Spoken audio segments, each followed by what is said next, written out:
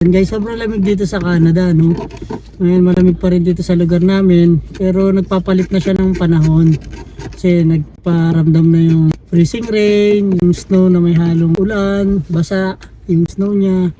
Yung tignan nyo nangyayari sa salamin namin, no?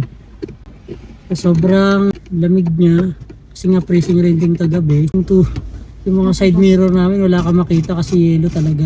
Ayun. Ayun, kaming ganyan, pangkaskas lang. Kasi hindi mo makita yung side mirror, oh. Blind spot. Saan panasin ko? Okay na yun. So guys, yung nga pala, today's vlog natin. Salamat ulit sa mga viewers namin na laging antay. Thank you so much ulit sa mga viewers. Sa mga subscriber namin, syempre, maraming salamat. Thank you so much po ulit. Nga pala, no? Nood nga pala ako nung nakaraan ng balita. Para meron kayo ng konting update ko anong meron ngayong nangyayari sa Canada.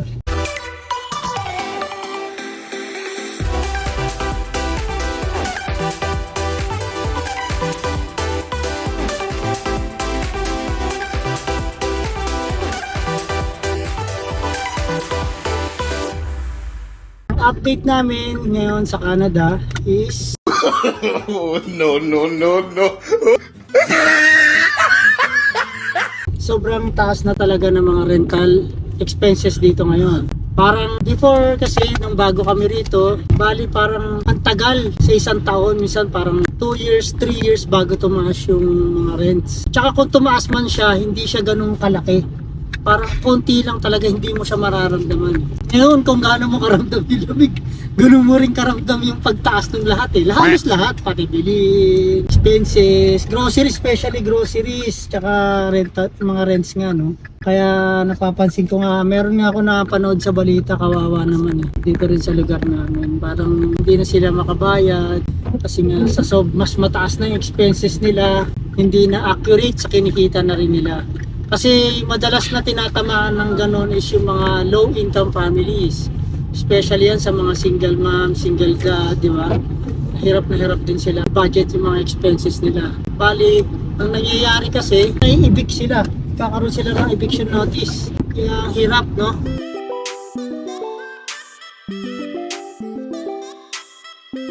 Yun nga guys, no? Tumaas na yung mga rents dito.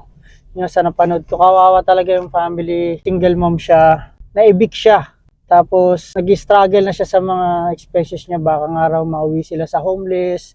Tapos na-separate yung mga family niya, gawa nung napunta sa anong tawag doon, parang shelter yung ibang family niya, tapos yung iba parang magiging homeless. Hindi niya ma-imagine na nagkakaganon sila, di ba? Sa sobrang ng expenses dito sa Canada. Alam mo, honestly guys, yung dating rent namin nag-start kami rito ng family ko, 900 lang yun. Sa basement lang kami nakatira noon, 900. Nababawasan pa yung 900 na yun, minsan 700 na lang. Gawa ng, ako pa nagme-maintenance ng bahay na yun, kasi nga may-ari noon, yung check. Siyempre, instead na magpapagawa sila, babayaran nila yung gagawa ng mas palaki pa, nakakatipid sila sa akin kasi ako na lahat gagawa, magme-maintenance ng bahay nila. Diba, kung may problem yung tenant nila sa taas, kasi buong bahay yun eh. Iba yung nangungupahan sa taas, iba rin yung nangungupahan sa baba. Kami sa baba noon, sa basement. Kasi dito guys, ang basement dito mura. Tsaka mga apartment. Ngayon, napakamahal na. Yung baba namin dati na inuupahan, ang presyo na yun, nasa 1,200, 1,300 na. Kaya lang kami umalis doon, ayaw talaga kami palisin na may-ari doon kasi nga gawa ng maganda na maintain naman namin yung bahay, maayos. Ang problema kasi, marami rin silang properties, kailangan nilang Ginagawa mo! Kaya kami umalis doon. Tara, samahan nyo kami mag-grocery, baka may makita tayo doon at makasilip natin yung mga expenses kung tumataas ba talaga.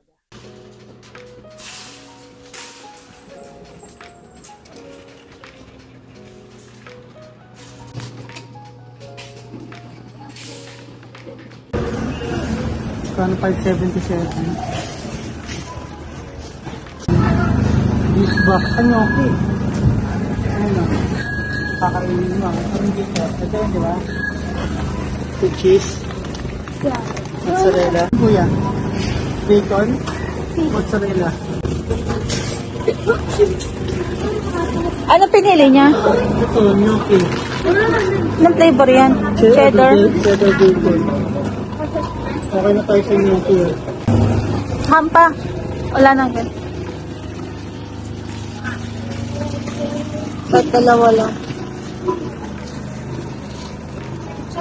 So, mukha ni Hank. Oo. Sabay, testing natin tayo siya. Parang ham sa Pinas. Yan? Okay. At the bottom, Jay. There. Yeah.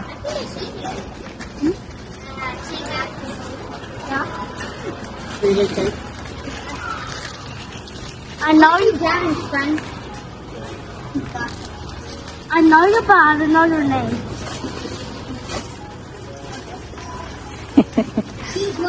Okay.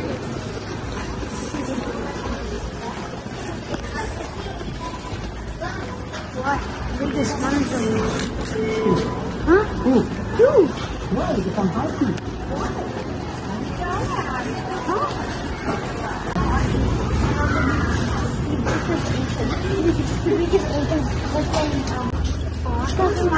This one? No This Minecraft Gym. Wala na yung Minecraft? I have no more money for you. Ay na naman. I'm just gonna go there. Dito.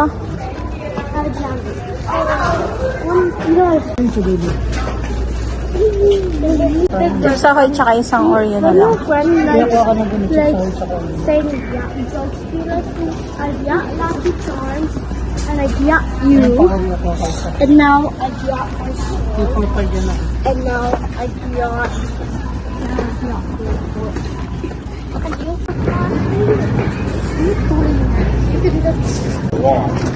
Oh, only one? Ikaw, gusto mo? I just want bacon.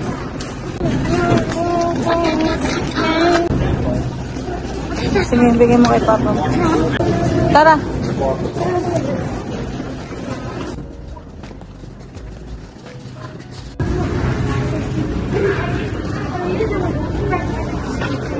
Ayan o. Yung 597. Chicken nuggets. Great value. Ito. Ah. Ito. Oo. Lagay mo na dito.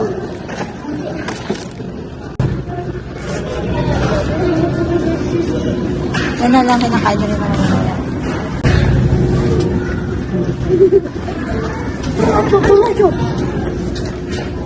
Sige, again.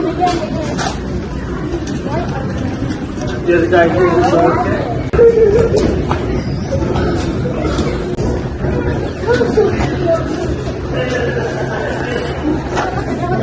malakas sa lang 3%.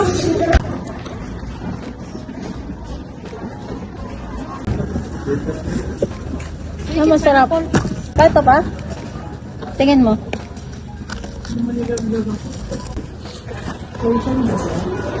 Doon na lang?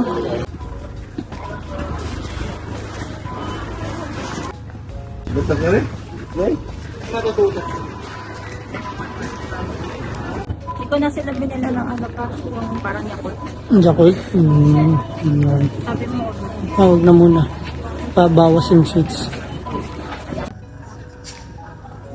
Usap sila, may plano na naman silang kapalitan.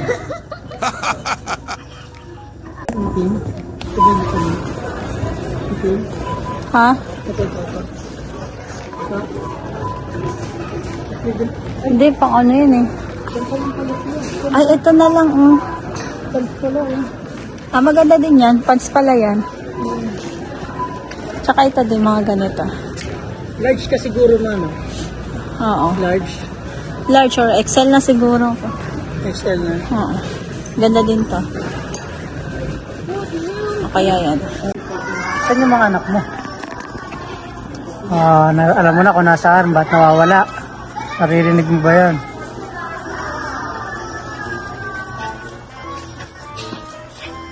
Ano? Sundan ko lang yung tunog.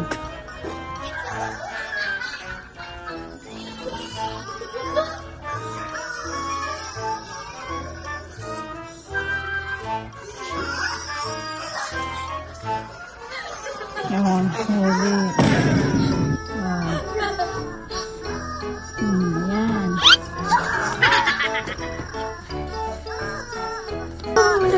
It's gonna work.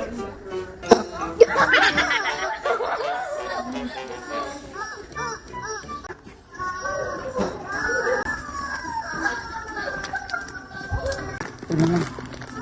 Chicken eh.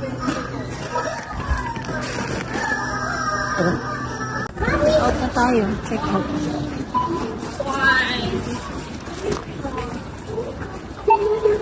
Ako muna kayo. Tag-isa.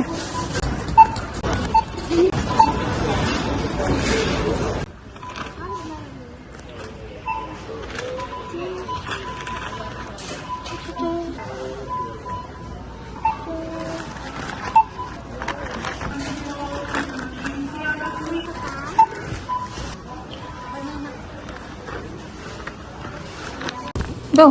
Una ka na ni Papa.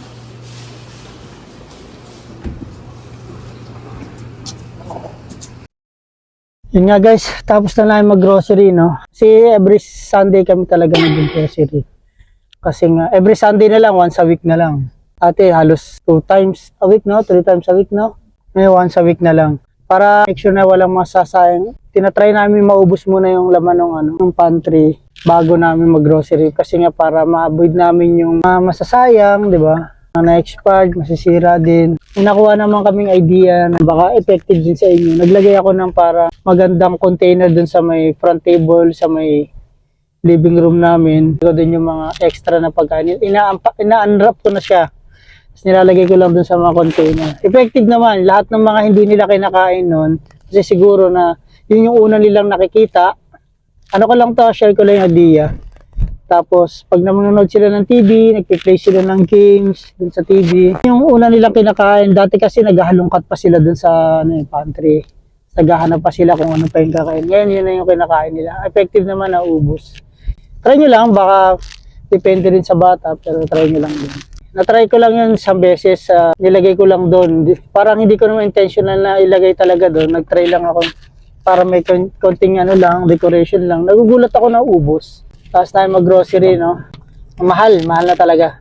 Taas na ng mga bilihin dito ngayon sa Canada. Kaya mga napapanood ko sa mga news na masyado na talagang malaki yung expenses, no? Especially kasi tinatamaan talaga niyan. Napanood ko sa balita, sinabi ko nga kanina, is yung mga low-income family. Especially yung mga single, no? Single mom, single dad. Kasi walang katuwang sila, wala silang katulong sa buhay para survive yung family nila. Diba? Tsaka yung mga nagsosolo na ng mga teenager, napapansin ko nga dahil binibenta mga bahay ngayon dito, no? Kasi nga, hindi na rin nala-afford yung magbayad ng mortgage nila.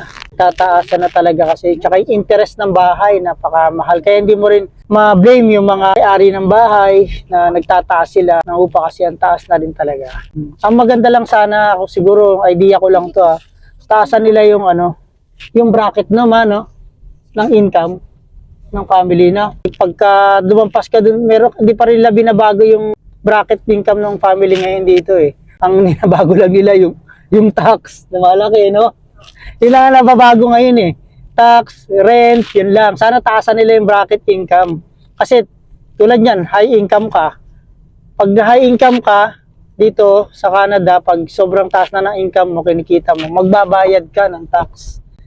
Wala kang choice para magtrabaho, maghanap ng bagong income mo kasi nga, ang taas ng mga expenses. Kung tataasan nila yung bracket income ng mga families, siguro mas mababalance lang. Hindi man lang sila makakuha ng refund from tax for the whole year, mababalance lang, no? So, yun nga yung mga issue ngayon na meron ngayon dito sa Canada, no? Ano pa ba yung nagtataasan ngayon dito, nagiging problem?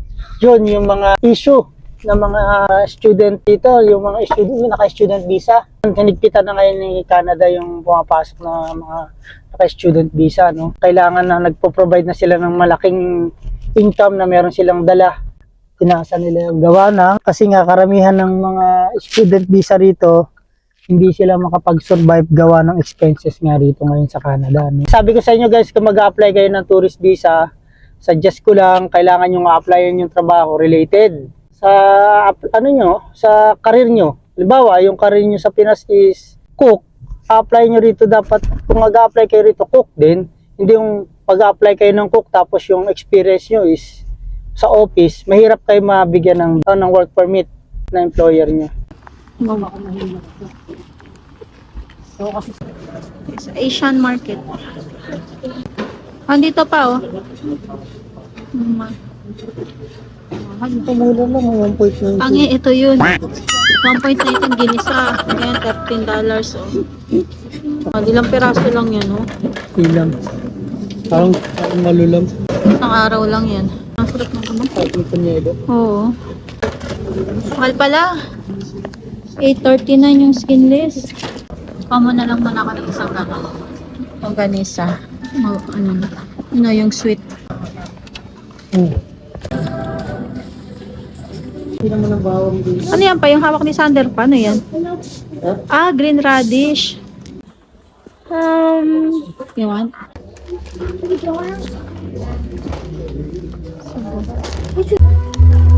How about you, Jay? What do you want? Stick, oh? What flavor? Huh? Huh? Red? It's the purple guy, it's blue guy. Guess what?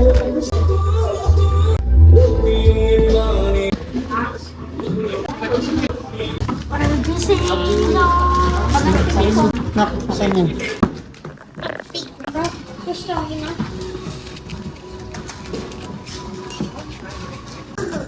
Wala tayo ano pa lang ito. Laptop na lang.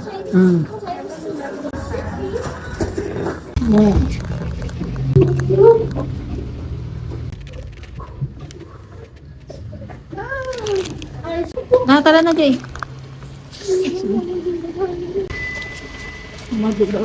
Ayun nga guys, no, pag-usapan natin yung mga issue rito ngayon about dun sa cost of living na meron si Canada ngayon. No? Sabi ko nga sa inyo, sana nga mabago yung bracket ng income tax, no? Kasi gawa nga nangyayari, pag malaki ang isang income ng isang family, instead na makakuha ka ng refund, magbabayad ka ng tax. Tapos kung low income family ka naman, kasi mga low income nun, isang trabaho lang, pwede na eh. Ang problema kasi nangyayari ngayon, sobrang taas nga ng expenses, di ba? Mga rentals, halos lahat mataas. Grocery, gas. Ang nangyayari, yung mga low income, no choice sila. Kundi mag-double job na rin sila. Tinatry nila mag-double job. So, pag lumampas din sila dun sa bracket, hindi na sila magiging low income family. Magbabayad na sila ng tax. Di ba? Instead na makakuha sila ng tax refund. Yun lang guys, suggest ko lang. Sana meron kayong natutunan at may nakuha kayong idea sa amin about na merong issue rito ngayon about sa expenses na meron si Canada, no? Kaya kung magbabaka sakali nga kayo rito, kailangan talagang ready kayo. Guys, maraming salamat talaga sa mga followers namin, subscribers, mga viewers. Maraming salamat. Yung hairlock kaming tatlo. Nilapitan ko yung dalawang anak ko. Yan, tingnan nyo. Alas magkakamukha na talaga kami. Can you show your haircut? Ayan. Kasi yung anak ko nakakatulog na sa school. Masyado mahaba yung buhok eh. Kaya ginupitan ko sila. Ayan, kahapon. Ako naman, ginupitan ko yung sarili ko nung nakaraan. Yan, medyo mahaba na naman. Okay guys, maraming salamat. Bye-bye. Bye-bye. Hey guys, bye-bye.